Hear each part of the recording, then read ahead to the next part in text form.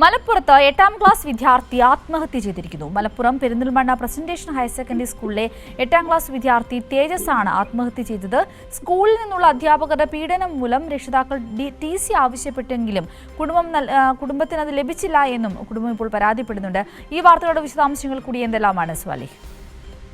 തീർച്ചയായും സ്കൂളിൽ നിന്ന് വലിയ മാനസികമായ പീഡനം ഉണ്ടായിരുന്നതായി ബന്ധുക്കൾ ആരോപിക്കുന്നു. അത് കുറച്ചു നാളായി തുടരുന്നതാണ്. കടുത്ത സമ്മർദ്ദം അധ്യാപകർ കുട്ടിയുടെ മേൽ ഉണ്ടാക്കിയിരുന്നു. ഒടുവിൽ രക്ഷിതാക്കൾ TC ആവശ്യപ്പെട്ട മറ്റൊരു സ്ഥാപനത്തിലേക്ക് മാറാനുള്ള ശ്രമം നടത്തിയിരുന്നു. പക്ഷേ ഈ ട്രാൻസ്ഫർ സർട്ടിഫിക്കറ്റ് സ്കൂൾ അധികൃതർ നൽകിയില്ല എന്നാണ് കുടുംബം പറയുന്നത്.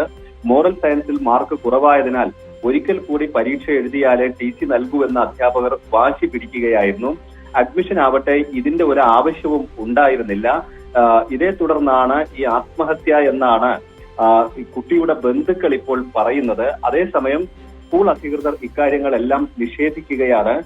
പോലീസ് ആവട്ടെ അന്വേഷണം ആരംഭിച്ചിട്ടുണ്ട്. ഓൺലൈൻ ഗെയിമിംഗ് ഉൾപ്പെടെയുള്ള ചില സംശയങ്ങൾ പോലീസിനുമുണ്ട്. ഏതായാലും പോലീസ് വിശദമായ അന്വേഷണം തുടങ്ങിയിട്ടുണ്ട്. അതിനുശേഷമേ നമുക്ക് ഈ കുട്ടിയുടെ മരണകാരണം ഈ അധ്യാപകരുടെ പീഡനം ഉണ്ടായിരുന്നു എന്നതിൽ ഒരു വ്യക്തത ഉണ്ടാവുകയുള്ളൂ.